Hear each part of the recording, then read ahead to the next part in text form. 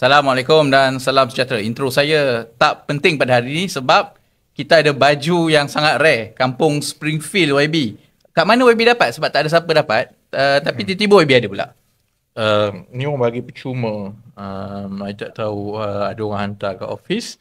Tapi kalau saya tak pakai, mampus saya mati dekat I still call it Twitter now, walaupun semua dah tukar X. X. Apparently ini ialah orang-orang yang dah menukar profile foto diorang kepada karakter from Simpson. Okay.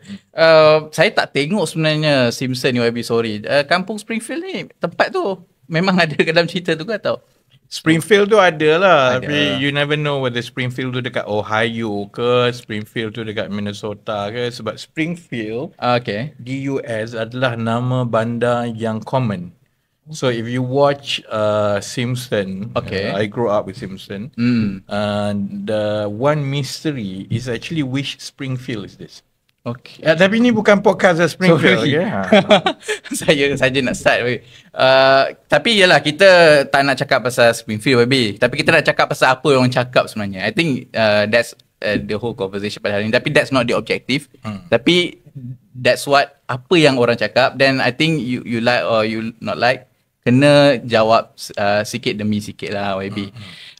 Saya rasa yalah, pemilihan pun dah habis dan macam-macam yang berlaku. Aku dah resign. Jadi tanya terus YB. Orang tanya ni, kita nak buat perubahan lah YB. Maksudnya apa pun keputusan, YB ada platform untuk lakukan perubahan sebagai menteri. Why not you just continue, dan kenapa kena resign? Dan sebab yalah, pada pandangan orang faham menteri ni ada capacity, ada boleh buat macam tu. Mungkin ada orang fikir ada magic stick pun even. Tapi kenapa YB pilih untuk resign juga? Yalah, saya ingat yang yalah, tak ramai orang pernah jadi menteri kan. Saya pun sebelum jadi menteri pun saya ada pandangan yang berbeza tentang proses dalam kerajaan. Bukannya kalau seorang tu jadi menteri, dia boleh buat keputusan seorang-seorang dan benda tu perlu berlaku. Ada keputusan-keputusan yang melibatkan keputusan dasar. Jadi bila keputusan dasar, dia kena bawa ke kabinet dan dia mesti mendapat persetujuan daripada kementerian-kementerian lain, menteri-menteri lain. Kemudian setelah keputusan itu diperolehi, dia perlu dilaksanakan pula oleh penjawat awam. Jadi sebenarnya, kalau kita nak bawa perubahan, maksudnya kita kena mengubah dasar. Dan dasar itu perlu mendapat persetujuan semua. Jadi dalam kerajaan ini, dinamik politik itu tetap ada. Kalau seseorang itu ingin mengubah status quo, tambah kalau saya menteri ekonomi, dia melibatkan dasar yang semua kementerian dan perkara-perkara yang rumit, maka dinamik politik itu cukup penting. Kalau dalam contoh yang berlaku selepas pemilihan keadilan kan, apabila Nurul Izzah bertanding, semua orang tahu bahawa itu mendapat restu daripada Presiden Parti yang juga Perdana Menteri. Bila restu Perdana Menteri untuk anak dia bertanding mencabar timbalan Presiden, isyaratnya itu cukup jelas bahawa Presiden Parti yang juga Perdana Menteri telah hilang keyakinan dengan saya sebagai timbalan Presiden yang juga Menteri Ekonomi. Jadi bila mesej itu jelas, dia akan diterjemahkan di dalam kerajaan bahawa Perdana Menteri telah hilang keyakinan dengan timbalannya di dalam parti yang juga Menteri Ekonomi. Dan bila pula kita tengok keputusan pemilihan, terutamanya keputusannya yang mana badan tanpa kepala dan yang kena potong kepala ini ialah semua yang dilihat rapat dengan saya. Dia memberi gambaran kepada kerajaan, penjawat awam, menteri-menteri lain, kementerian, bahawa sebenarnya saya dan juga pasukan saya telah ditolak oleh parti.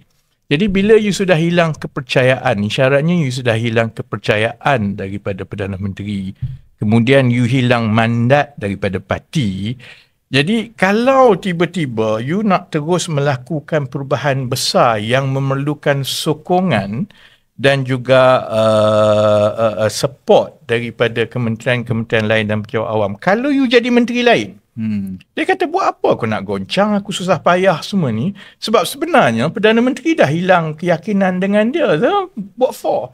Jadi akhirnya kalau saya kekal, saya akan jadi lame duck minister. Dan sebagai menteri yang dilihat sudah hilang keyakinan daripada Perdana Menteri sendiri, daripada parti dia sendiri, kalau saya terus nak buat kerja yang bagi saya ada kesan kepada negara, dia akan mengheret kementerian saya. Kerana penjawat awam di dalam kementerian saya kena buat macam-macam, buat susah payah sampai ditolak. Jadi, kecualilah aku nak jadi menteri pasu bunga. Yang masuk clock in, clock out, hanya makan gaji buta tapi tak ada kesan. Dan that's not me. Dan juga sebenarnya saya juga kena fikir tentang fungsi dan peranan Kementerian Ekonomi itu supaya tidak terheret di dalam perkara ini. Jadi yang ini saya ingat dia agak berbeza lah di antara syarikat swasta dengan kerajaan. Kerana kerajaan ini dia memerlukan legitimasi untuk kita melakukan perubahan. Jadi kalau message itu sudah jelas, isyarat itu jelas bahawa Presiden Parti dan juga Perdana Menteri, isyarat halus melalui pemilihan ini ialah dia sudah hilang keyakinan dengan saya. Jadi you better know that untuk kepentingan negara adalah lebih baik untuk berundur secara terhormat. YB, saya nak try sikit lah. Tadi YB dah cakap lah tentang apa perubahan, and it's not bukan macam magic stick. Menteri buat padu jadi dia tak jadi macam tu lah kan. Dan YB pun dalam posting YB ada cakap bahawa YB dah tak terikat dengan rahsia kita. Jadi saya try lah. YB pun tak tahu saya nak tanya apa kan.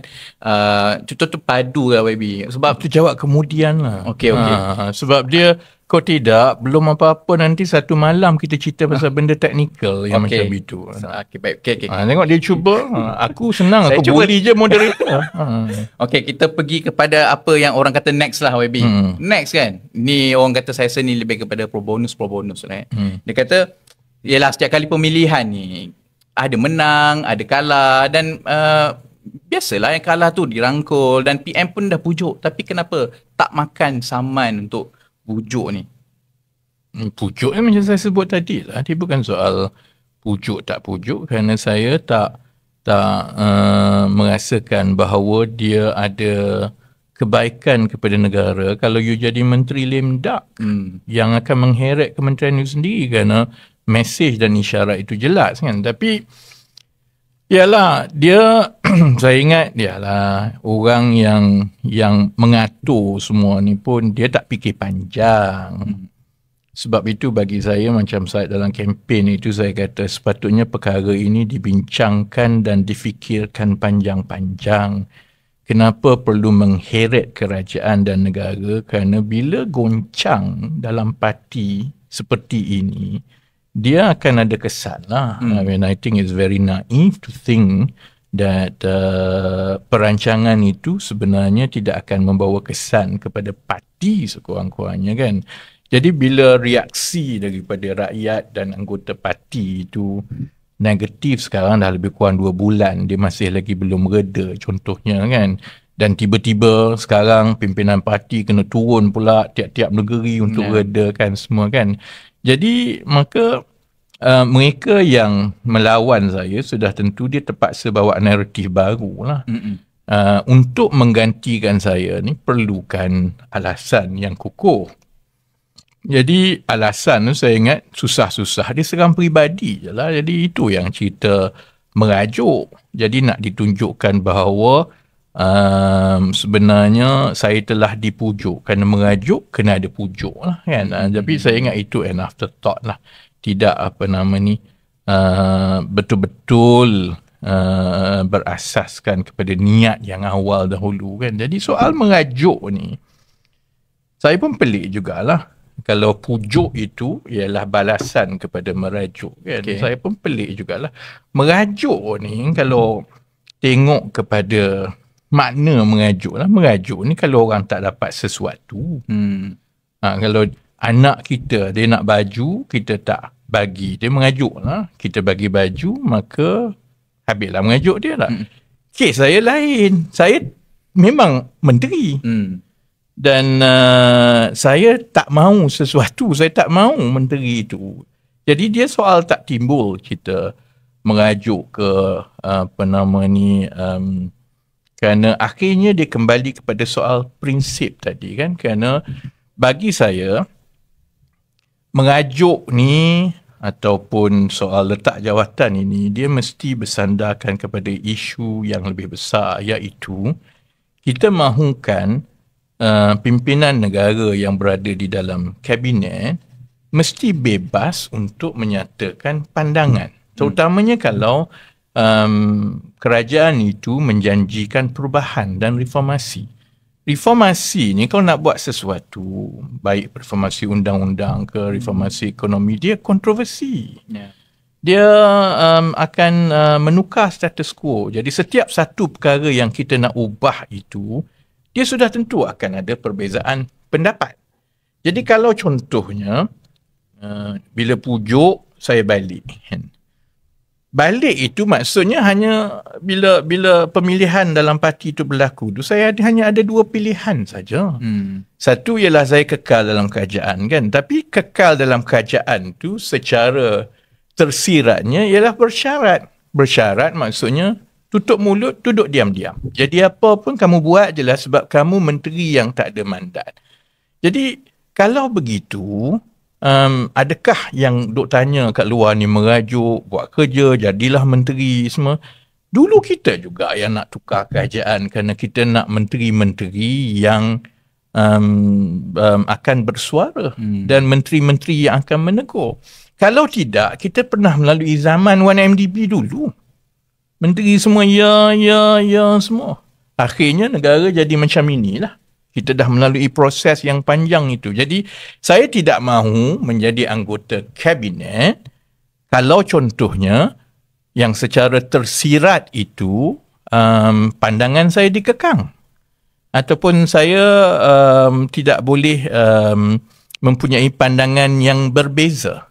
Dan saya juga tak mahu contohnya kalau atas dasar jangan mengajuk, buat kerjalah untuk parti dan sebagainya.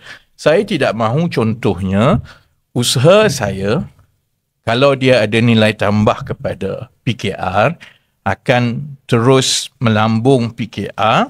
Tetapi oleh kerana saya tidak ada ruang untuk berbeza pandangan, maka saya tidak ada pengaruh ataupun boleh mempengaruhi keputusan tentang siapa yang nak dilantik, siapa yang layak, budaya politik yang teruk yang saya tak setuju. Akhirnya, if I'm not careful, I will become an enabler to everything that I was against before, sebelum PKR menjadi kerajaan. Kalau saya kata saya tak suka budaya membodek, kerana itu sebab kenapa PKR ada. Kerana kita tak mahu budaya yang kau-tau, yang membodek, yang cium tangan. Yang itu Datuk Seri Anwar duk sebut berkali-kali dalam ceramah. Tapi kalau saya tegur, kata budaya itu semakin berakar.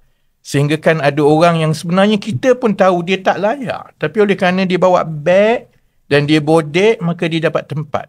So I'm being asked untuk kekal menjadi menteri, sehingga ditawarkan jadi timbalan presiden lantikan untuk terus buat kerja. Jadi saya ni jadi pasu bunga dan make up supaya ada rakyat yang kalau mengikut ataupun bersetuju dengan saya menyokong PKR, tetapi semua yang di belakang itu saya tidak ada apa-apa keputusan. That is bagi saya soal prinsip yang cukup penting.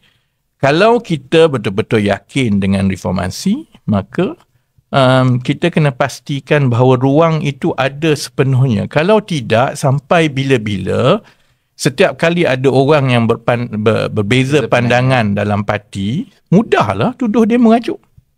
Masa aku buat kerja sepenuh mati dulu, tak timbul pula cerita mengajuk. Masa contohnya saya bongkarkan pasal 1MDB daripada awal, saya satu-satunya pimpinan parti ini daripada PKR yang masuk keluar kampung bertahun-tahun, dedahkan dan bawa pemahaman rakyat mengenai 1MDB. PKR dapat laba yang besar daripada itu. Malah bila pertama kali Datuk Seri Anwar sebut pasal 1MDB dalam parlimen, yang tulis ucapan tu aku. Masa itu tak timbul pun soal merajuk. Tapi bila saya ada pandangan yang berbeza, terutamanya yang mengkritik yang menzahirkan kebimbangan saya tentang budaya bodek yang berakar dalam parti, tiba-tiba timbul merajuk dan sebagainya. Jadi sebab itu bagi saya, soal merajuk, soal balik, I think kita kena kembali kepada soal asas. Saya tak jadi menteri pun tak apa. Saya tak ada jawatan pun tak apa. Tapi perkara-perkara yang saya sebut tadi ialah untuk demi masa depan dan kelangsungan PKR. Dan kalau PKR sekarang ini menjadi kemudi kerajaan dan untuk tahun-tahun akan datang ingin menjadi satu kumpulan yang mempengaruhi politik negara, maka perkara-perkara ini adalah penting dan dia tidak boleh disapu begitu sahaja. Yang itu yang bagi saya, kalaulah perkara itu diselesaikan dan paling kurang sama ada saya ada ke tidak ada di dalam parti atau kerajaan, dia sebenarnya lebih baik kerana yang mendapat sokongan daripada rakyat itu bukan batang tubuh kita. Ialah kerana idea dan budaya dan nilai politik yang kita bawa yang sekarang ini dalam pemilihan yang lepas mendapat banyak kritikan daripada orang ramai. Agak membimbangkan lah bila YB kata tak boleh bercakap itu dan ini kan. Tapi YB, merajuk ni sebenarnya adalah hujah agung pro bonus. Tapi pada rakyat YB, yang saya fikir mungkin ada yang tak dapat konteks penuh tapi fair. Logiknya adalah YB dipilih melalui pilihan raya P100 Pandan dan menang dan jadi menteri. Dalam satu hal YB kalah dalam satu internal election yang tak melibatkan boleh kata hampir keseluruhan rakyat pun. Beberapa peratusan kecil saja terlibat. Jadi kenapa orang kata ada yang kalau kasar keras tu khianat mandat rakyat lah. Tapi kalau mungkin yang lebih tengah tu sebenarnya tak ada kaitan pun. Dan ini pandangan yang mungkin public terfikir, orang yang tak ambil pot pemilihan sangat. Pasal kena buat kelas politik yang lagi panjang lah. Dulu ada pendidikan civic dekat sekolah. Jadi bila ada pendidikan civic, mata pelajaran pendidikan civic, selalunya bila dah lepas tingkatan 5 tu, orang faham sistem kerajaan. Tapi sekarang ni saya ingat generasi korang ni tak melalui pendidikan civic. Jadi dia baku akan sama tau, kerja dengan syarikat dengan kerajaan. Majikan tu lain-lain. Kerja syarikat, memanglah majikan, kita tanda tangan kontrak, kena buat kerja, dah makan gaji tu kamu buatlah kerja, selesailah kerja. Menteri ni lain, kerana rakyat hanya memilih ahli parlimen. Daripada ahli parlimen, kalau ahli parlimen dari satu parti itu cukup syarat perlembagaan, maka ketua partinya boleh membentuk kerajaan dan menjadi Perdana Menteri. Yang melantik menteri itu bukan rakyat. Yang melantik menteri itu adalah Perdana Menteri. Jadi sebab itu saya kata, kita berbalik kepada prinsipnya, kalau yang sudah melantik itu, isyarat halusnya ialah dia tidak bersetuju dengan beberapa pandangan saya. Ataupun dia mahu menguruskan pentadbiran kerajaan itu dengan beberapa cara yang mungkin berbeza daripada pandangan saya, kan. Jadi kalau saya kekal pun prinsipnya, maka saya sama ada perlu mengubah cara saya ataupun saya terpaksa bersetuju dengan beberapa perkara yang saya tak bersetuju. Kalau kita balik kepada mandat rakyat pun, sebenarnya rakyat memilih kita berdasarkan kepada beberapa perkara ataupun kempen ataupun nilai yang kita persembahkan kepada rakyat supaya dia lantik kita sebagai ahli parlimen. Mandat rakyat sebenarnya ialah supaya kita kekal dengan cara itu. Kekal dan berpegang kepada prinsip itu. Sebab itu, kalau sebelum-sebelum ini orang selalu kurang selesa kalau menteri tu dia dah kalah, dia dah ditolak, bukan saja rakyat, parti pun tolak, tapi dia masih lagi nak jadi menteri. Kerana mandat itu ialah daripada rakyat berdasarkan kepada kamu melaksanakan tugas dan juga memegang kepada prinsip semasa kamu dipilih. Dan kemudian kamu dipilih oleh Perdana Menteri. Jadi yang itu adalah urusan di peringkat kerajaan. Dia tidak berkait sebenarnya lantikan rakyat kepada menteri. Jadi ini perkara-perkara yang saya ingat. Kalau saya boleh rangkumkan balik macam saya kata tadi, rakyat mahukan menteri yang bekerja. Menteri nak bekerja ni, dia perlukan sokongan dan dukungan kementerian-kementerian lain dan penjawat-penjawat awam yang lain. Kementerian-kementerian lain dan penjawat-penjawat awam, dia sebenarnya membaca isyarat politik.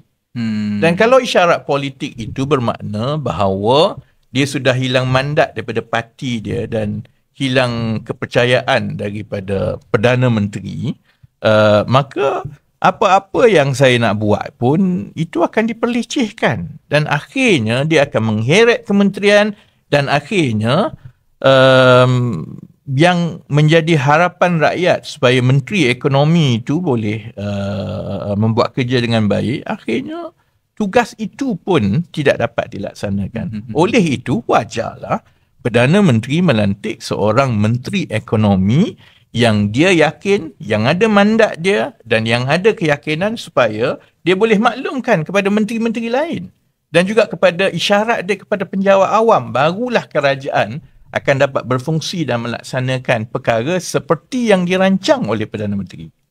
I think that's very sensible sebab saya pun mungkin macam tak perasan tak tahulah, malas ke apa. Cuba sebab tak belajar civic. Perdana Menteri tu sebenarnya adalah ketua parti kan, dan dialah yang lantik menteri. I mean sebab lazy argument dia dipilih rakyat, tapi this is fast punya. Aku tak faham kau cakap apa. Sorry. I mean dia PM ni terangkan balik.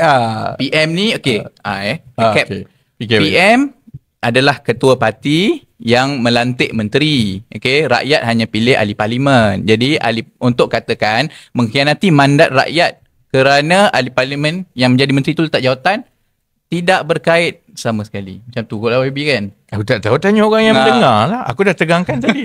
Itulah dia. Okay YB. Hari ni kita nak cakap apa lagi orang cakap, dan saya nak ulang balik lah. Kembali kepada apa yang Pro Bonus cakap YB. Yang asyik sibuk pasal Pro Bonus ni kenapa? Tak boleh YB sebab nanti ni masalah dia, moderator pun dia terkesan dengan 4-5 ekor ni. Kita ada banyak lagi benda besar. Tapi akar umbi tu satu, saya rasa YB dah banyak kali jawab lah YB. Tapi ada satu lagi YB, not a team player. Maksudnya ialah selama ni dalam apa-apa organisasi ke apa-apa ke, bila benda tu work because of team player. Jadi kalau terlalu tak setuju itu, tak setuju ini, not a team player, macam mana nak run? Betul tak? Yalah, patutnya ya.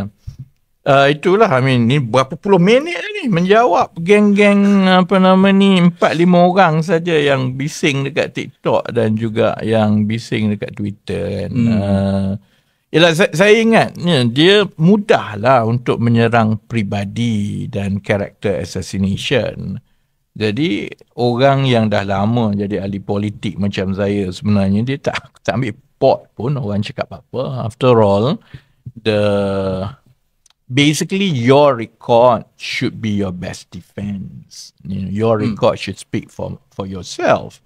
Jadi dalam kes saya contohnya ialah orang yang duk buat cerita dan duk menyerang peribadi semua ni, they can say whatever they say lah. Tapi I've gone through a wonderful career for almost 26 years kan.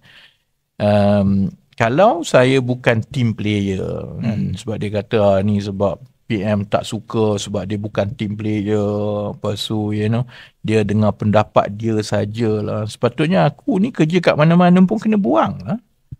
But that's not the case. I had a wonderful career. Contohnya kalau kat Petronas, saya pengurus yang paling muda dilantik umur 25. Umur kau berapa sekarang? 27. Aku masa umur 25 dah jadi ketua unit dah jadi pengurus lah. saya jadi ketua perancangan perniagaan untuk satu perniagaan Petronas Petrokimia umur 27. Kan, kalau contohnya saya bukan team player, tak adalah aku dapat jawatan dan juga naik pangkat sebegitu cepat. Dalam politik pun tahun 2016 masa kita gerakkan Invo sampai PKR menang 47 kerusi dalam PRU 2018 kan. Masa itu kempen kita itu melibatkan sukarelawan yang jumlahnya tinggi, 40,000 lebih. Ini sukarelawan, ingat senang ke untuk kita kumpul sukarelawan, untuk kita bagi motivasi kepada dia, kita tak bayar dia, untuk kita jadual dan susunkan dia untuk berkempen secara sistematik.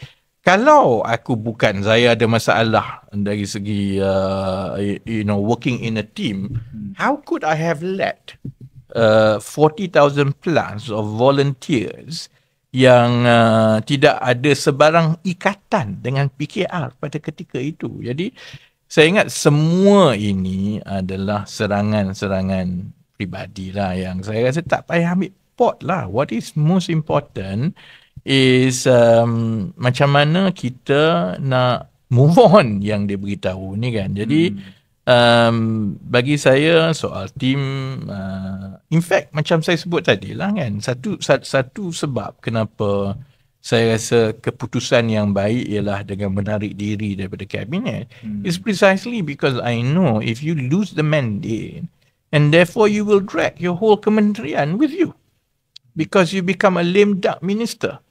And saya tak nak jadi menteri yang hanya ambil gaji contohnya kan. Sama juga sebagai team player, it is very important untuk kita menjadi semak imbang dalam kerajaan. If you think contohnya perkara itu dipandang atau akan diterima secara berlainan oleh rakyat, then it is your duty to speak up. Akhirnya keputusan itu akan jadi keputusan kabinet lah. Ada orang bagi pandangan masing-masing, but you must be taken seriously within the cabinet to say your view, because your view represent pandangan di luar sana kan. Kalau tidak, yang akan berlaku ialah kalau the extreme of team player ni, kalau contohnya maksud team player ini bersetuju semua, tak nak je team player macam tu. Buat macam mana masuk gaung ke, nanti jadi kita selalu lawak buat gelak ataupun perli penyokong PAS, walak-un. Semua walak. Bila semua walak, kononnya team player lah semua walak kan. Walaupun keputusan itu jelas tak betul. Kalau ambil contoh pasal 1MDB. Sebelum PAS keluar daripada Pakatan Rakyat masa itu, 2011, 2012, 2013, 2014, aku kempen pasal 1MDB, yang paling banyak telefon suruh datang ceramah cerita pasal 1MDB ni PAS lah. Tapi sebab walak kepada pimpinan, team playernya sangat, tiba-tiba oleh kerana keputusan politik yang dibuat oleh PAS, tiba-tiba PAS nak berbaik dengan UMNO. Tiba-tiba pimpinan PAS pergi dengar penerangan oleh Arul Kandak. Faham ke tak faham, aku tak tahulah. Tapi keluar umum besar-besar, kami berpuas hati. Yang kat bawah ni pun sebab team playernya berpuas hati. That is a sure way to have semua masalah-masalah politik yang kita ada sekarang. Jadi team player tu pun kena dalam konteks yang betul. Kalau saya menguruskan sesuatu, saya tak mahu dikelilingi oleh orang yang angguk dan yes man sahaja. Nanti orang kata Emperor's New Clothes. Maksudnya Maharaja dia tak pakai baju, bogel pun dia kata baju dia baru. Semua orang kata cantik lah. Semua bagus semua. It cannot be like that. To me, kalau saya nak buat kerja dengan baik, I must be surrounded by competent people. And competent people bukan saja dia competent buat, they have the courage, integrity and orang kata value to be able to point out and disagree and say, I think if you do like this, it's going to be that, and therefore I disagree. Dan sebagai pemimpin, I want my team, orang yang macam itulah aku rasa team player. Bukannya semua ya. Jadi sebab itu, setiap kali perkara macam team player ni keluar semua, I'm worried kerana saya duduk dalam parti ni jauh lagi lama daripada beberapa orang yang ke depan sekarang ni kan. Lama daripada dia orang. The party was never like that sebelum ini. Dia tak pernah timbul soal kalau kita berbeza pandangan, kalau ada teguran, oh you are not a team player. Now, what kind of party do you want to have? And kalau PKR adalah tulang belakang ataupun kemudi kerana Perdana Menteri itu datang daripada PKR, what happens if you bring that culture into kerajaan? It's even worse. Jadi sebab itu, yalah, ni tak payahlah cerita-cerita pasal serangan pro bono semua ni. Itu menyempitkan seolah-olah mereka ni orang besar sangat. Baik. View aku pun lagi banyak daripada dia orang kalau dekat social media yang nak melayan sangat. Okay, kita jangan layan dia orang. Kita, tapi yelah, last YB YB sebut tadi YB bawa satu pandangan baru lah berkaitan dengan team player. Sebab biasanya ada lagi pasal team player. Yalah, dalam politik ni kalau seorang ni keluar ke arahan dan lain-lain ikut, kalau ada yang bantah, dia susah. Tapi YB mungkin ada banyak pengalaman. Kalau ada orang yang tak bersetuju dengan YB, is it memang bagi nilai tambah and kerja tu done? Tak, dia sebenarnya begini. Apa ni? Yalah, kita kalau dalam pasukan kecil pun nak buat program dekat kawasan parlimen, nak menganjurkan contohnya program berkhatan. Memanglah setiap orang ada pandangan. Yang itu nak suruh sembuh air, yang ini nak suruh buat depan rumah dia, yang ini kata jiran tu tak guna. Jadi macam-macam lah. Allow everyone to give their views. Kan? Dan dalam proses itu masing-masing mestilah ada hujah yang betul, fakta yang betul. Kemudian pada masa yang sama dia ada track record yang baik dan kita tahu kalau dia kata sesuatu itu sebab dia ada pengalaman, dia ada kompetensi to carry it through. Akhirnya sudah tentulah pemimpin, the one chairing the meeting. Kalau macam saya, kalau kat Pandan, saya dengar semua macam-macam cerita lah. Kakak tu cakap macam tu, yang ini kata macam tu. Sama macam nak pilih kuih lah. Yang itu nak makan kari pap, yang ini nak makan tu. Last dah dengar semua. Because of the rich discussion, and semua orang dibenarkan, dan of course you have the weightage. Yang ini kerja dia kaki sembang. Memang kerja dia kari pap sepanjang masa. Macam mana pun nak makan kari pap je. Memang dia macam tu. Ada orang ni you tahu dia ada a good track record dan selalunya benda yang dia kata tu betul. And therefore, you then make a decision. Kan? Jadi,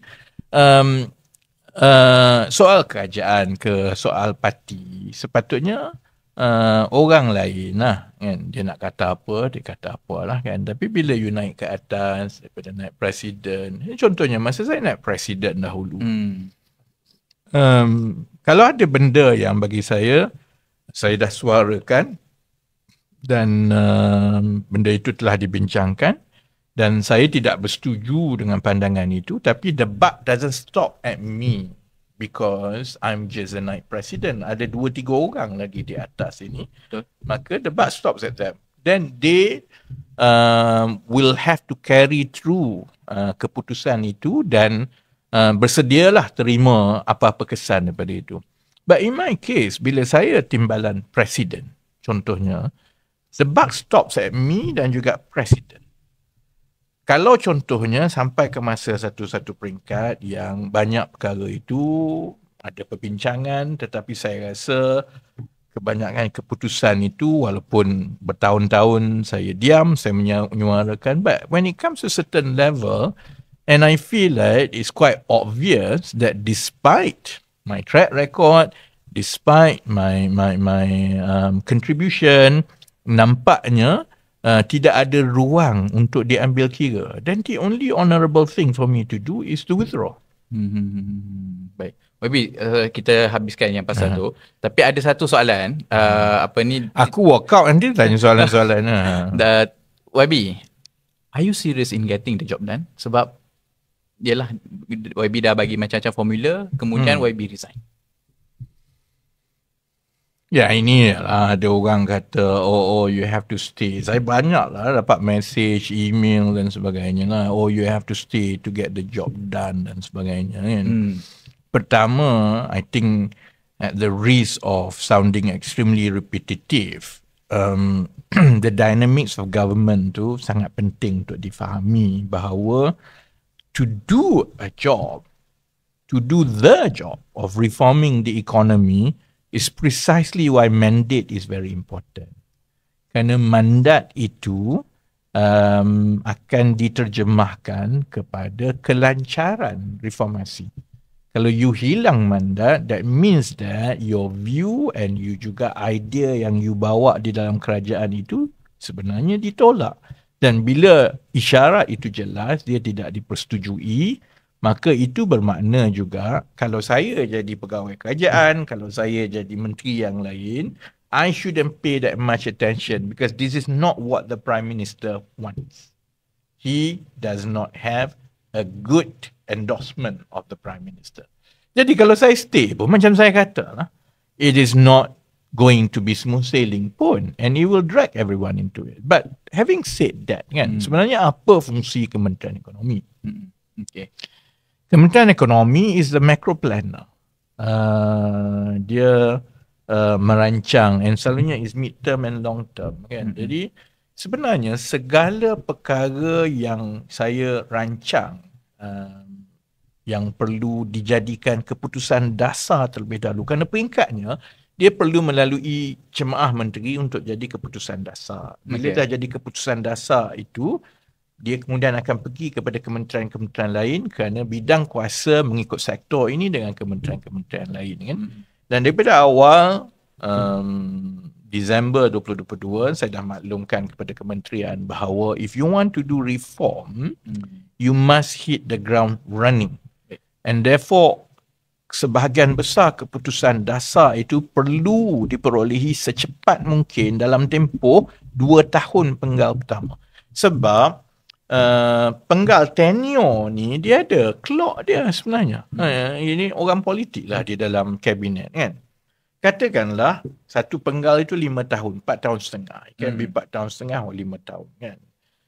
Kenapa sebelum ini contohnya banyak keputusan-keputusan besar dia tak boleh dilaksanakan?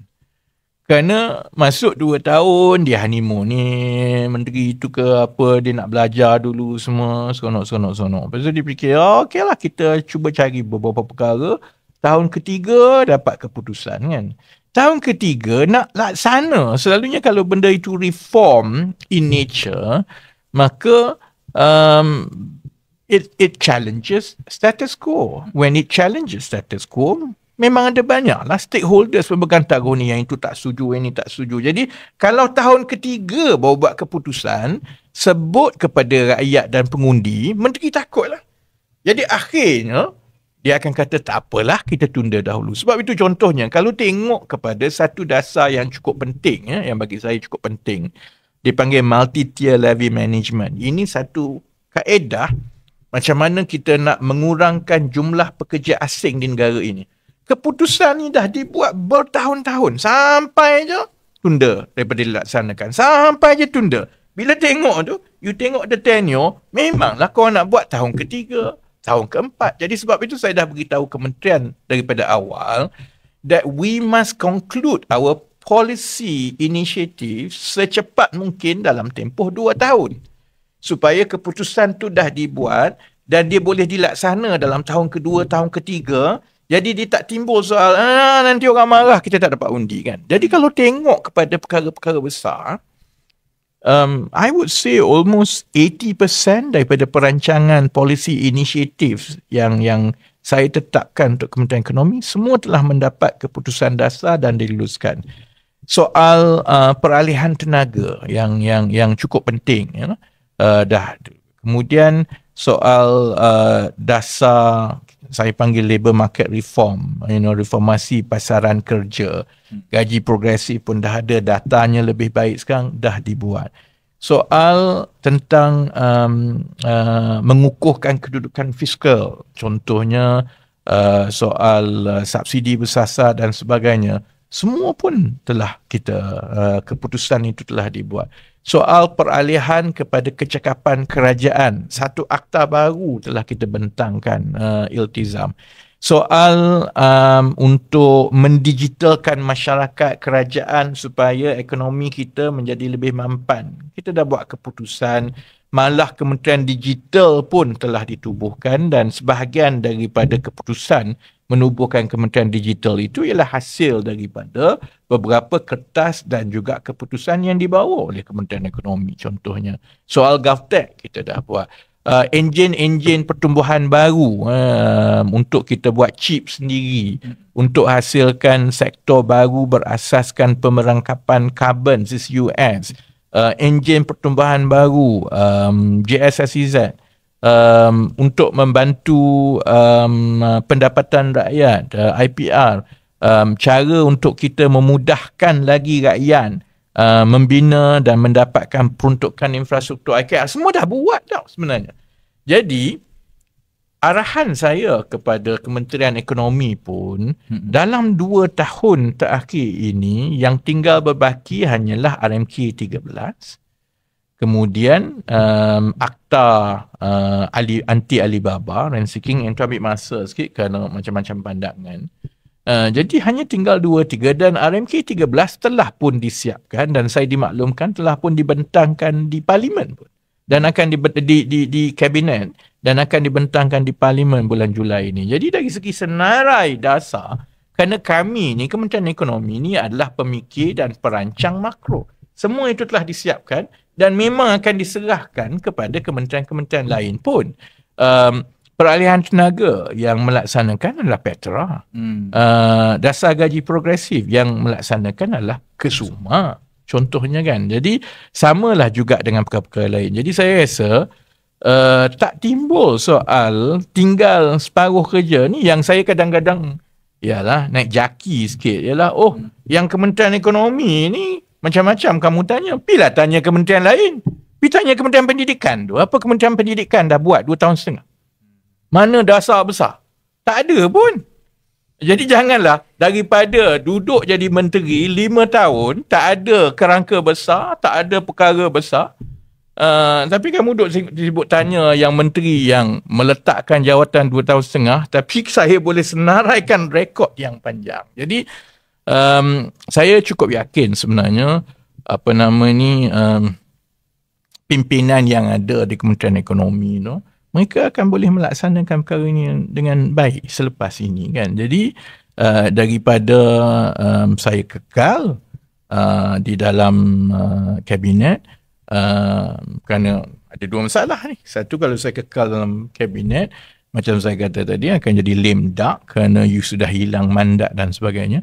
Tapi yang lagi saya ingat berbahaya dan juga saya nak kena imbangkan dengan keperluan masyarakat, duduk dalam kabinet maksudnya you tak boleh bersuara. Kerana kita terikat dengan kerahsiaan, kita terikat dengan collective responsibility. Kalaupun ada pandangan, kita tak boleh sentuh lah. Orang ramai tak tahu sebenarnya menteri kabinet tak boleh sentuh isu orang lain. Jadi contohnya, menteri pengangkutan, dia kena cerita pasal pengangkutan dia. Jadi saya lagi payah. Kerana menteri ekonomi ni, bidang dia ni merentasi semua. Pertanian lah itu. Tapi saya tak boleh komen satu pun. Jadi aku kena duduk diam, jangan cakap apa kan. Jadi antara itu terikat dengan sebagainya, lebih baik saya ingat saya menjadi ahli parlimen biasa yang boleh menyuarakan dengan terbuka. Kerana saya ingat mana-mana kerajaan pun perlukan kritikan dan semak imbang yang baik. Sama ada daripada pembangkang, tambah pula keadaan sekarang ni dalam keadaan pembangkang yang tak berminat dengan soal-soal pentadbiran semua ni. Pembangkang hanya berminat soal toksik, soal individu, soal perkauman, soal benda-benda kecil. Itu saja, soal gambar pergi hospital. Yang itu yang diorang berminat kan. Jadi tak apalah. Kita perlukan juga backbencher yang boleh keep the government on its toes. Babi, having said that, banyak yang dan kita faham Kementerian Ekonomi ni banyak perancangan-perancangan makro, tetapi ada setengah-setengah segmen masyarakat yang masih lagi cakap kehadiran ataupun kewujudan YB di situ tak menambah ataupun tak berkurang. Jadi at least macam mana YB nak respond pada all this critic? Perlu ke respond ke apa? It's like, as I say, your track record speaks for yourself kan. Jadi apa nama ni, dan soal dalam kerajaan ke tak ada dalam kerajaan ke, semua saya ingat dia berbeza-beza ikut orang lah. You know, ada orang yang melihat politik ini 100% ialah kuasa. Matlamat menjadi ahli politik ialah untuk menjadi menteri, kalaupun dia seorang yang jujur, kalau mindset dia itu ialah hanya melalui kuasa sebagai menteri barulah dia boleh menyumbang kepada perubahan dan sebagainya, itu pun saya tak setuju sangat pun kan. Jadi orang nak kata ada tak ada kesan, tak menyumbang semua tu, I think the public will judge kan. Jadi saya dah terangkan semua perkara yang saya sebut tadi kan. And let the facts speak for itself. Let apa nama ni, kita menilai secara objektif. And objectively lah, sebenarnya tahun 2024 itu adalah tahun yang cukup baik bagi ekonomi negara. Pertumbuhan yang tinggi, inflasi yang rendah, kemudian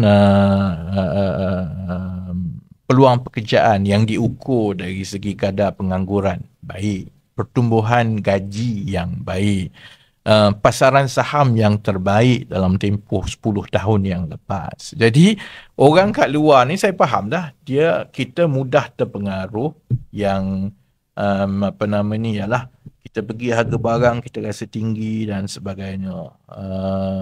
Kerana ekonomi ni ada kesan yang berbeza-beza. Memang cabaran mana-mana kerajaan pun ialah untuk memastikan kalau ekonomi itu tumbuh dengan baik, kesan itu dengan secepat sampai kepada rakyat. Cuma cabaran mana-mana kerajaan pun, kalau lepas ini bacok jadi Menteri Ekonomi contohnya, dia pun akan berdepan dengan masalah yang sama. How do you very quickly make sure there is a trickling effect daripada apa yang berlaku di pasaran saham, daripada pertumbuhan ekonomi, dia mesti berkesan, ada kesan kepada gaji, ada kesan kepada harga barang dan lain-lain. Malah sebenarnya soal mengekalkan inflasi di bawah 2% ni, mana-mana pun akan ada masalah yang sama. Sebab itu kita kata we need to be able to do structural reform. Kerana until you manage the structural reform of the economy, dia akan terus akan ada discrepancy di antara headline numbers yang bagus kerana dia lambat sampai kepada rakyat kan. So I think let the apa nama ni facts speak for itself. Okay. Dan saya berharap contohnya reforms yang kita telah buat yang melibatkan pasaran kerja, yang melibatkan enjin-enjin pertumbuhan baru, yang melibatkan contohnya apa nama ni bersasar kekukuhan keadaan fiskal negara dan sebagainya. Perkara ini akan diteruskan kerana bila dia diteruskan, insya-Allah dia akan mula ada kesan yang lebih besar kepada rakyat di bawah. Because managing the economy ni is a function of a few variables. Kan? Satu ialah ekonomi mesti tumbuh dengan baik, berkembang dengan baik. Kan? Dan untuk ekonomi berkembang dengan baik, dalam kes Malaysia, kita perlu mengubah aktiviti ekonomi kita. Kita tak boleh bergantung kepada aktiviti-aktiviti yang apa nama ni bernilai rendah, ni komoditi lah, kemudian kalau kita bergantung kepada construction semata-mata, so that is being put in place, high growth high value sector, kemudian kita ada GSSZ, kita ada apa nama ni beberapa lonjakan dalam sektor yang besar. Satu lagi menguruskan ekonomi ini ialah menguruskan inflasi. Kerana bila ekonomi berkembang, orang gaji atau untung besar, kuasa beli tu tinggi. Bila kuasa beli tu tinggi, memang permintaan naik. Bila permintaan naik, inflasi jadi tinggi lah. So you need to balance. How are you going to manage the economy so that the growth, pertumbuhan ekonomi itu kekal sebaiknya di atas 4% ataupun between 4 to 5%. Anything above 5 is superb.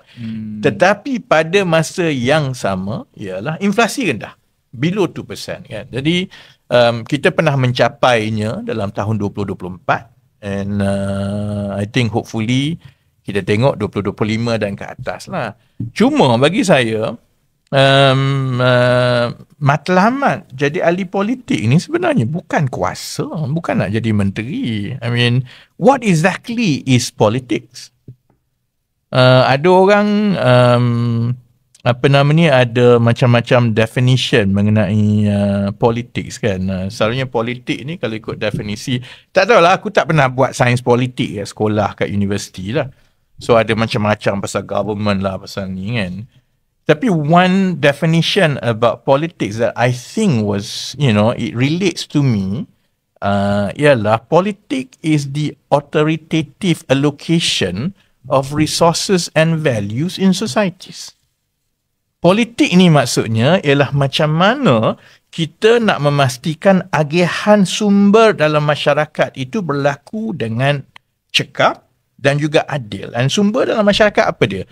Ialah harta, tanah, pekerjaan, pendidikan, kesihatan dan sebagainya. How do we allocate this supaya dia berlaku dengan adil dan juga cekap and sustainable for the long run?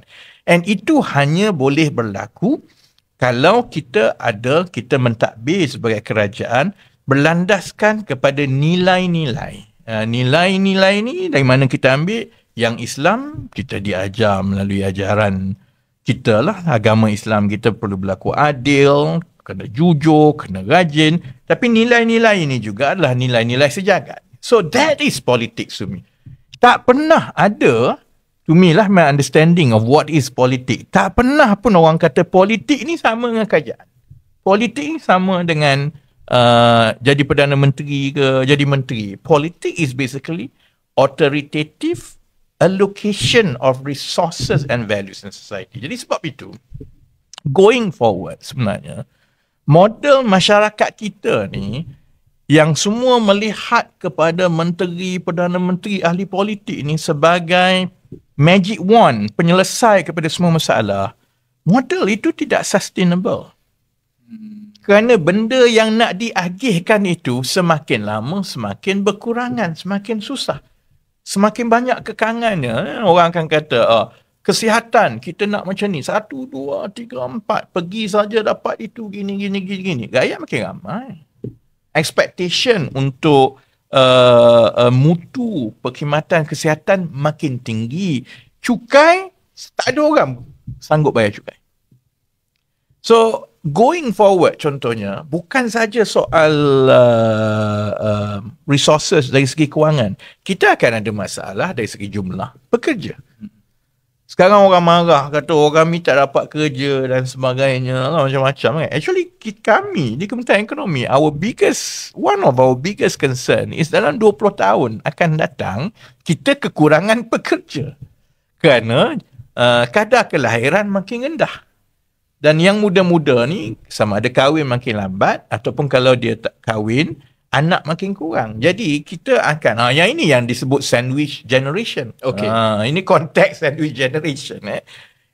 Kita akan ada satu masa nanti yang mana kumpulan pekerja yang datang daripada Gen Z, millennium sedikit, Gen Z ni 20 tahun akan datang lah. Millennium, Gen Z dan juga Gen Alpha dan Gen Beta. Jumlah mereka kecil. Tapi dia terpaksa melalui hidup yang menanggung hidup dia yang kos makin tinggi. Pada masa yang sama, dia akan ada kumpulan tua yang daripada Gen X, boomer ni yang masih lagi hidup, yang sudah pun tidak berada di dalam tenaga kerja yang perlu dibayar oleh sistem masyarakat. Kesihatan dia, welfare dia dan sebagainya. So it's a double burden kepada mereka, kan. Jadi, model yang ada sekarang ini yang bergantung 100% kepada kerajaan untuk melakukan semua dan untuk menjaga kebajikan rakyat, I don't think it's sustainable in the next 20-30 years. Sebab itu, kalau tengok kepada model-model di negara lain, people have started talking about the third sector. Kita ada sektor pertama, public sector, sektor kerajaan, sektor awam. Kita ada sektor kedua, private sector, sektor swasta. Berpuluh-puluh tahun negara ni, kita hanya bercakap pasal sektor awam, sektor swasta. Di negara-negara yang lebih ke depan daripada kita, mereka mula bercakap tentang sektor ketiga, the third sector. Third sector ni sebenarnya rakyat biasa. Dan rakyat biasa yang mempunyai kemahiran dan juga mempunyai kemampanan ekonomi dalam menyediakan khidmat-khidmat dan juga perkara-perkara kepada rakyat yang sebelum ini ditanggung oleh kerajaan. Termasuklah menyediakan peluang pekerjaan, termasuklah kesihatan dan sebagainya. Bezanya, the third sector is the quasi of public sector dan juga private sector. You must run it financially sustainably. Dia tak boleh nak kutip derma, lepas tu nak bagi percuma. Dia perlu dibayar, tapi dia tidak berasaskan kepada keuntungan dan kekayaan. So, I think kalau orang tanyalah pasal politik, pasal kerja menambah ke tak menambah, semua, I think let the facts speak for itself. Saya juga rasa bahawa the only reason I wanted to be in politics before is so that I can influence perkara yang boleh membawa kebaikan kepada masyarakat. I never believe that menjadi orang politik ni maksudnya menjadi Perdana Menteri ataupun Menteri. Ada banyak lagi ruang-ruang yang saya ingat kita boleh menambah nilai. And I don't think we should pay attention to detractors. Detractors ni memang mudah lah. Dia nak kata apa dia, itu pandangan dia lah. Yang lagi penting ialah the more you have a good track record, the more you touch people's lives, the more people get benefit from your work. And I think untuk orang lain saya tak tahu. For me, I think that's my ultimate goal as a politician. Actually, I derive satisfaction from having impacts on common people's lives. And I'm a lot more comfortable doing that daripada tersangkut di atas, saya rasa tangan saya diikat, mulut saya dikunci, saya tak boleh itu dan saya tak boleh ini. YB, bila dengar ada dua benda lah, saya rasa pendengar pun akan tengok. Pertama, dia observe apa YB nak buat sebenarnya lepas ni. And orang expect, Gangho buat ini, buat parti tu, and end up, YB macam bila dah cakap politik ataupun dah tak perlu kuasa ni, adakah YB dah tak nak? Saya tak adalah kata tak perlu kuasa. But I don't think politik being in government, let me rephrase. Okay. Maksud saya ialah, kalaulah ada orang politik yang kata, kalau kita tak ada dalam kerajaan ni, kita tak boleh buat apa-apa. Kita ahli politik yang sebenarnya saya tak boleh buat apa-apa, sebab itulah tebuklah atap ke, potonglah tiang ke, asalkan saya dalam kerajaan, barulah saya boleh membantu. That is wrong, because the very definition of politics itself is the authoritative allocation of resources and values. And there are many ways to allocate resources. Dan resources itu bukannya resources 100% resources itu daripada kerajaan. In fact, the larger resources in society adalah milik swasta ataupun milik orang biasa. The biggest resources adalah milik. Itu maksud saya lah. Okay, YB. Third sector, I think ramai yang mungkin first time dengar dan nak tahu lebih lah. Secara realistiknya, macam mana kat Malaysia ni kita boleh buat benda ni?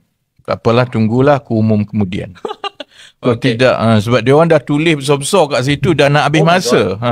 Okay, YB. Soalan yang sikit. Ni lama mana yang kita dibenarkan berucap ni? Kat sini pun korang nak gam aku, ya? YB, soalan ramai YB. I think kita dah tak boleh tahan dah. Orang tanya YB. Next punya nilai perbincangan. Parti baru. YB akan buat parti baru ke? Yalah, parti meraihkan kekalahan itu adalah itu benda barulah. Selalunya orang buat parti meraihkan kemenangan. Jadi saya akan buat satu parti untuk meraihkan kekalahan dalam awal bulan Julai. Tapi bukan parti politik lah. Baik. Itu parti makan-makan. So no idea lah. Orang tanya saya masalah ialah masyarakat kita dia ingat drama-drama sebelum ini, drama politik minggu ini ialah kalau ada je berlaku skism, maksudnya kalau ada berlaku perselisihan pendapat di dalam sesuatu parti, maka yang paling yang confirm akan berlaku ialah akan ada parti baru. Kan? Dulu masa Datuk Seri Anwar 98 ada PKR, malah sebenarnya PAS pun berlaku juga tahun 1977 saya ingat kan, bila berlaku pertembungan PAS di Kelantan antara dua kumpulan, hasilnya lahirlah Berjasa, dan Berjasa bekerjasama dengan UMNO. Itu yang UMNO menang dalam pilihan raya 1982. UMNO pun macam itu, selain daripada PKR, bila ada pertembungan di antara Tun Mahathir dengan Tengku Razali Hamzah 97-88 ada 46 kan. DAP pun macam itu. Zaman bila ada pertembungan dulu ada dua kumpulan, dia keluar buat MDP, DAP ada MDP. Sangat biasa kan. Kemudian sekarang ada bersatu lah pula kan. Jadi saya faham lah rakyat ni dia ingat kita ada parti baru lepas ini kan. Pandangan saya lah dia kena berdasarkan kepada beberapa perkara lah. Satu sebenarnya saya tak rasa lah negara dan rakyat perlukan satu parti baru dalam masa terdekat. Dia bukan sangat soal orang minat ke tak minat parti-parti yang ada sekarang. Sebabnya ialah yang paling penting untuk negara dan masyarakat ialah kita nak kena kekalkan kestabilan. Kerajaan itu tak boleh bertukar-tukar seperti yang pernah berlaku sebelum ini. Jadi biarlah kerajaan yang ada itu terus memerintah, kerana akhirnya kuasa itu akan kembali kepada rakyat juga 2 tahun setengah daripada sekarang. Tapi dari segi pros and cons, manfaat dan juga keburukan, kalau berlaku apa-apa ketidakstabilan sekarang, perkara itu lebih buruk kepada masyarakat dalam keadaan negara kita perlu melalui tempoh yang mencabar ini dengan ada kestabilan politik supaya kita boleh melalui cabaran ekonomi dunia yang berlaku ini dengan baik. 2 tahun setengah daripada sekarang, kalau rakyat merasakan ada pasukan yang lebih baik untuk mengambil alih, itu keputusan rakyat lah. Satu lagi, saya ingat rakyat pun tak nak melalui perkara-perkara yang toksik ni. Kalau saya pun jadi rakyat biasa, aku sekarang rakyat biasa lah, kau tak? Minat saya ialah, okay, kita ada masalah, you tell me what's the problem. Tell me the diagnosis, kenapa masalah itu berlaku, kemudian actually how you going to solve it. Okay, even kalau saya setuju itu cara dia, I know there will be trade-offs. Kalau nak buat begini, ada beberapa perkara yang sakit yang kita nak kena tanggung. Dia makan macam makan ubat lah. Kalau sakit kena makan ubat, awal-awal tu memanglah bukan sembuh terus kan. So you tell me, kemudian I want to see how you going to do it. Actually that's my interest sebagai rakyat biasa lah. And because of that, saya rasa kalau ada cerita parti baru dan sebagainya, itu akan jadi distraction lah. You know, as I say lah kan.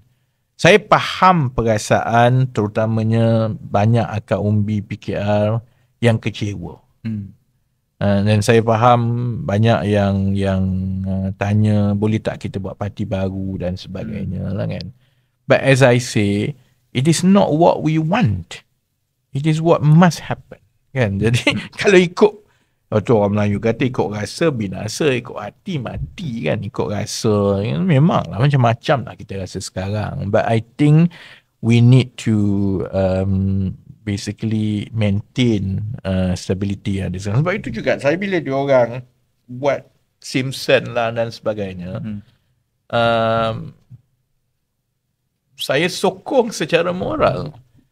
Sebab emosi itu, luka dalam dia tu dalam lah. Banyak orang, because if you think about it kan, kebanyakan kaum BPKR ni, dia tak pernah dapat apa. Dia tak mungkin pun dulu dia kena pukul, FRU dan sebagainya kan, macam-macam, hilang pekerjaan, kena tukar macam-macam. Korang terlalu muda, you don't understand that. Tapi orang yang umur 40-an, 50-an macam kami ni, and I go through these messages every day. Orang hantar dekat email ke, dekat DM ke, dekat SMS. Sekarang SMS boleh panjang lebar rupanya kan. Panjang lah SMS sekarang kan. So I can understand their frustration. Sebab dia rasa this is not this is not what I sign up for. Memang betul. Kan dia rasa, I spend 20 years of my life supporting dan sebagainya. All I ever want from this party and government is to do the right thing. Jadi bila dia rasa macam ini tak serasi dengan jiwa dia semua, memanglah dia akan rasa macam, let's move on. Move on tu bagi dia orang ni, ada sebahagiannya move onnya masuk parti baru atau parti baru lah kan. That's what we want. Kalau tanya saya pun, there were times I feel like that. I'm not human kalau saya kata, tak ada saya setia walak sami'na wa ta'na, tak ada lah kan. I'm human. I have my emotion. Dan adalah masa-masanya kalau ada orang bakar, cucuk tu kadang-kadang terasa lah juga. But it's also my responsibility, as I say, to make sure that it is, don't get carried away by what we want. You have to stay focused on what needs to happen. And then the stability needs to happen. Jadi, satu bendanya ialah kalau dia orang nak landing, dan landing itu, ialah orang kecil hati. Mana ada dalam dunia ni orang kecil hati, dia dah 20 tahun, dia rasa kecewa. You suruh dia diam, dia diam. Lagilah dia kecil hati. Kan? So, in order untuk belai dan sebagainya, you have to land the emotion properly. And sebab itu saya ingat, dalam minggu depan dan minggu akan datang, saya akan jumpa dia orang. Saya akan mula bergerak, jumpa balik. It's very important for me to be able to harness the energy and emotion itu away daripada perkara-perkara yang toksik ataupun perkara-perkara yang tidak konstruktif kepada perkara-perkara yang konstruktif in dalam masyarakat kan. People may ada ni ada 2-3 orang, 2-3 kerat dalam PKR sekarang ni yang tak faham sejarah, yang baru masuk tak tahu kan. Never underestimate tenaga yang ada daripada rakyat biasa ni. Dia memanglah tak ada jawatan ke, tak ada pakai baju gambar Ramanan dengan gambar Anwar kat dada, memanglah dia tak ada. But people forget, it is this kind of people, the nameless small people ni, yang berpuluh-puluh tahun menghidupkan PKR. Kalau tak ada dia, tak adalah PKR hari ni. So never underestimate. Jadi saya rasa dia orang ada keupayaan yang besar, mereka ada the yearning to serve is still there and they want to do something good. That's my challenge now, ialah macam mana untuk kita harness kuasa dan juga resources yang ada itu supaya kita boleh channel kepada perkara-perkara yang membantu rakyat seterusnya pada masa yang sama, supaya we can be a very good check and balance, not just to the party tetapi juga kepada kerajaan. Baik, jadi jawapan dia adalah tak ada parti baru melainkan parti makan-makan. Tapi YP, ada soalan yang berkait dengan soalan tu. Bila tak ada parti baru, adakah YB dan tim akan menyertai pemilihan keadilan 2028? Tu orang akan tanya jugalah. So, yalah, orang duk tanya lah. Dan dah aku mati tahun depan. Nyawa ni bukan di tangan kita kan. Dah lah aku pernah dapat heart attack. Lepas heart attack sekali lagi mati. Tak adalah pemilihan 2028. No, I think it's very premature. Terlalu awal sebab banyak variables. Kan? Dan 2028 tu macam-macam boleh jadi antara 2025 ke 2028. Dan bentuk pemilihannya pun berlainan. Contohnya kalau PKR masih lagi jadi kerajaan tahun 2028, maka semua orang berlumba-lumba lah nak bertanding kan. Jadi dia akan jadi macam-macam balik lah. Kalau contohnya 2028 tu lepas PRU ke-16, PKR kalah teruk, aku rasa letak kursi pun tantah kursi tak nak bertanding. Contohnya lah kan. Jadi it's too premature to say kan. Kemudian sama jugalah. Dia juga bergantung kepada sistem yang akan dipakai, sistem perwakilan ke, one member one vote ke. Dia juga akan bergantung kepada sistem digital, blockchain, double blockchain, Zaliha chain ke apa ni kan. Mungkin kita bukan tahu kan. Jadi kalau gunakan apa-apa pun sistem, kalau benda berulang seperti yang berlaku dalam pemilihan yang lepas, satu, saya tak rasa ramai orang ada appetite for it lah dalam parti kalau kita dah tahu segala jenis benda ini. Jadi buat apa kita buang masa kan. Yang keduanya juga, saya tak rasa rakyat pula ada mood untuk setiap kali ada pemilihan PKR ada drama baru kan. Jadi I think buat masa sekarang, lebih baiklah masing-masing move on. Saya move on, Ramanan move on, Izzah move on, Anwar move on kan. Biar semua tumpu move on masing-masing. Dan akhirnya kita kena kembali kepada rakyat 2028 lah. It's best not to judge anything. I think ini bukan kali pertama yang saya tumpu kepada orang biasa, akak umbi, dan saya tak ambil pot sangat tentang kepimpinan parti. Maksudnya saya tidak terikat dengan proses parti dan sebagainya. This is not the first time. Dan sebelum ini pengalaman yang lepas, baik melalui invoke ke arah PRU ke-14, baik melalui ayuh Malaysia ke arah PRU ke-15, itu adalah pengalaman-pengalaman yang saya ingat banyak mendewasakan saya dan juga banyak bawa kesan yang baik kepada masyarakat as a whole. Jadi there's nothing stopping me to focus on that. What will happen 1 year, 2 years, 3 years down the line, only time can tell. And I think it's best not to menjadi terlalu kalkulatif. Setiap keputusan yang kita buat sekarang ini ialah berdasarkan kepada perkiraan apa nak jadi politik, aku nak jadi jawatan itu semua. I don't think so. I think it's enough for me to go back and start on numerous projects dengan rakyat, and I will pour my utmost attention and resources into it and see how it goes from there.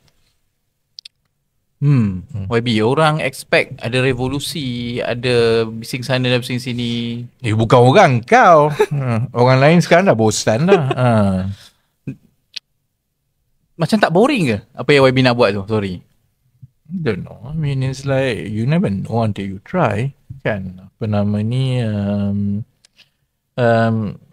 Boring tak boring tu, I think I'm always reminded by one thing lah kan. Orang lain aku tak tahu lah, masing-masing ada cara masing-masing lah. But I always tell myself, sebenarnya you don't compete with others, you compete with yourself. You set the limit for yourself. You draw your plan. You decide what is your objective. You decide what is your job satisfaction. And then you compete with yourself.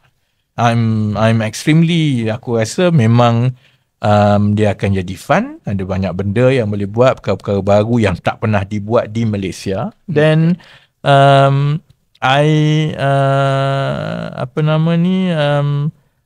sama ada dia jadi ke tak jadi. Saya ingat masa start invoke dulu, semua orang kata gila. Saya ingat ada pimpinan kanan DAP, semua maki aku. Kata you ni tak reti lah, you ni nanti tak nak bekerjasama dengan Tun Mahathir, dalam politik ini segala-galanya berdasarkan kepada parti, kena ikut structure parti, aku ikut-ikut orang lah. At least aku tak kacau orang, aku nak tumpu kat kursi banyak-banyak ni because PH takkan jadi kerajaan kecuali PKR menang kursi yang banyak. Sebab DAP akan menang kursi DAP macam mana pun. Yang swing seat ni hanyalah PKR. Jadi kalau PKR tak menang 30 lebih, 40 lebih, seimbang macam mana pun, tak boleh jadi kerajaan. Sama macam PRU 2022, DAP menang banyak mana pun, tanpa PKR melepasi hurdle 30, 35, tak boleh jadi blok yang besar. Kan? Jadi masa tu pasal saya cakap, pasal invoke semua, round semua orang gelakkan. It took me 2 years, of course. Tapi as I say lah, you draw your own plan. You set your own objective. And then, you compete with yourself lah. Work really hard. So, in the last 2-3 months, saya dah fikirkan apa yang saya nak buat, gini. Then let me compete. Yang orang lain nak sibuk, kenapa? It's like, aku tak kacau orang. Kan? I don't, you have all the rooms that you can, maneuver. You have free hand to manage government, to manage party. Then let me do what I think is my small contribution to society lah. Kan? Jadi, after all, macam saya sebut lah, our understanding of politics ni berbeza-beza. My understanding is that it's not necessarily about power, it's not necessarily about jawatan menteri ke apa. I mean, freedom, jiwa merdeka, the ability to have a good shot at how to solve a problem, that's very important for me to politics. And politics is, again, I repeat, authoritative allocation of resources and values. Dia tak pernah kata politik itu mestilah kerajaan, menteri, Perdana Menteri and so on. So let's see lah, akhirnya parti politik ke, pimpinan parti ke, politician ke, kita ni sebenarnya marketer je. Kan? We have to go back to market kat luar tu. Market tu rakyat. Dan biar rakyat pilih lah. Bila rakyat tengok selera masing-masing. Baik, YB. Banyak kerja nak kena buat tu. Jadi, saya rasa masa pun dah time. Tapi lama mana dah ni? Tak tahu. Dah 4 jam ke? Tak dah. 70 minutes aku. 70 minutes lah. Okay, YB. I think pendengar-pendengar kita ni memang ternanti-nantikan apa lagi yang YB nak buat. I think kita tak boleh cakap semua kat sini lah. It's like Netflix kan YB. I mean, banyak series. Yalah, takkan nak cerita semua. Kalau cerita semua, bosan lah kan. Dia dulu macam saya dedahkan skandal kan. Okay. The rule of thumb begini. The rule of thumb. Sesuatu isu itu, kalau dia nak lekat dalam kepala rakyat, dia mestilah bertubi-tubi sehingga dia kekal dalam ruang berita ataupun bincangkan oleh rakyat sekurang-kurangnya paling pendek 2 minggu. 2 minggu. So dulu bila aku dapat skandal lah kan, aku akan tengok, there's a lot of work that you have to do, nak kena verify, kemudian nak tengok, because you need to stretch it untuk 2 minggu lah kan. Jadi sama lah jugalah kita nak buat sesuatu sekarang ni, nak mula benda baru kan, nak perkenalkan sektor ketiga dalam masyarakat. Kau cakap sekaligus, orang dengar balik dia tidur. Jadi dia perlukan sedikit demi sedikit. Jadi insya-Allah dalam minggu-minggu akan datang dan juga bulan akan datang dan tahun akan datang, orang akan mula nampak sedikit demi sedikit. And it's a long journey lah. Nobody says that perubahan itu boleh berlaku sekaligus kan. Dan the journey is as important as the destination. So let's make it a worthwhile journey. Dan lepas ini, asalkan jangan bosan tengok konten aku tiap-tiap minggu, tiap-tiap hari je lah kan. Jadi semua yang mendengar, kamera kat situ, sorry. Manalah aku tahu kamera kat mana sekarang. Semua yang mendengar, lepas ni make sure follow betul-betul, follow our stories, apa yang kita buat. Sekarang dia dah jadi macam influencer. Kalau suka like, kalau suka follow, Lepas tu share kan. Jadi apa nama ni, insyaAllah I think orang akan mula faham sedikit demi sedikit lah. Sebab final lah, ni final kan. Okay. Manusia ni kalau cakap kat dia bukan nak dengar. Dia cerita macam mana pun, you tunjuk lah teori Einstein ke, buku tebal macam mana pun, beritahu kat dia ilmu tu memang on the dot. Dia tak nak dengar, dia tak nak percaya. Dia kena melalui sendiri. They have to go through it, experiential, dia kena tengok, dia kena faham, dan lama-lama dia buat keputusan sendirilah. Jadi, apa nama ni, podcast hari ni sebenarnya kira apa nama ni trailer yang pertama lah. Lepas ni akan ada lebih banyak dan sebagainya. Dan saya harap yang bersetuju ataupun yang merasakan yang mereka boleh menyumbang as we go on in future weeks, then please come on board and see how you can join us to make a difference in our own way. Baik. Thank you, Abi. Jadi, saya pun berjanji tak akan cakap lagi tentang pro bonus. Tapi kita akan fokus. Ya, kau boleh je cakap. Betul aku tukar lah. Aku tukar moderator lain. Saya dah cakap kat dia, kalau dia kerja tak elok, tak puas hati, lepas episod ketiga aku tukar orang lain. Jadi guys, support saya. Okay, kita fokus apa kita nak buat, dan insyaAllah akan banyak konten-konten berkaitan dengan apa yang nak buat dan macam mana saudara dan saudari boleh join sekali on board sama-sama dengan kami. Kamera kat situ. Okay, baik, itu saja daripada kami. Sebelum kita jumpa minggu depan. Assalamualaikum. Aku pun tak faham kenapa kena ada Assalamualaikum macam ni.